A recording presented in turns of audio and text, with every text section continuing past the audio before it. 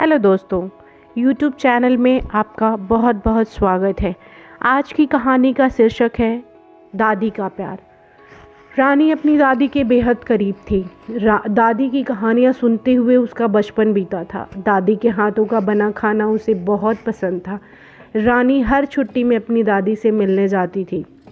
वे दोनों घंटों बातें करती थीं और हंसती थीं। एक दिन रानी को पता चला कि उसकी दादी बीमार है। वह तुरंत अपनी दादी से मिलने गांव गई। दादी बिस्तर पर लेटी हुई थी, उनका चेहरा पीला पड़ा हुआ था। रानी दौड़कर दादी के पास गई और उनका हाथ थाम लिया। दादी ने रानी को देखा तो उसकी आंखें थोड़ी चमक आ गई। उनकी आंखों में थोड़ी चमक आ गई। उन्होंने रानी को पास बुलाया और कहा, बेटा तुम आ गई? रानी ने पूछा, दादी आप ठीक हो ना?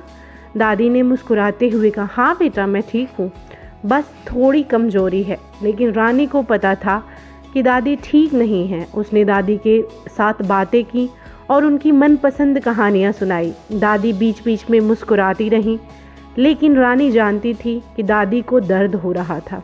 कुछ दिनों बाद दादी की तबीयत और बिगड़ गई। रानी उनके पास हर वक्त रहती थी। वह उन्हें दवाइयाँ देती थी और उनकी देखभाल करती थी। एक रात दादी की तबीयत बहुत ख़राब हो गई।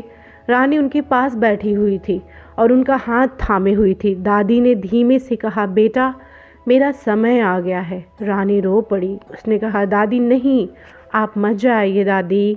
दादी ने रानी का माथा सहलाया और कहा, बेटा रो मत, ज़िंदगी और मौत सबको आती है, तुम मेरा ध्यान रखना। कुछ देर बाद दादी ने हमेशा के लिए आंखें बंद कर ली। रानी दहाड़ मारकर रो पड़ी। उनकी प्यारी दादी अब इस दुनिया में नहीं रही। रानी को अपनी दादी बहुत याद आती हैं। उनकी कहानियाँ, उनका प्यार, उनकी हर चीज़ वह जानती हैं कि दादी उसे हमेशा याद रखेंगी।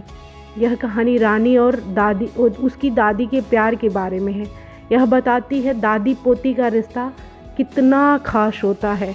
हम सभी को भी ये पता है कि दादी हमारे जीवन में एक रोल मॉडल की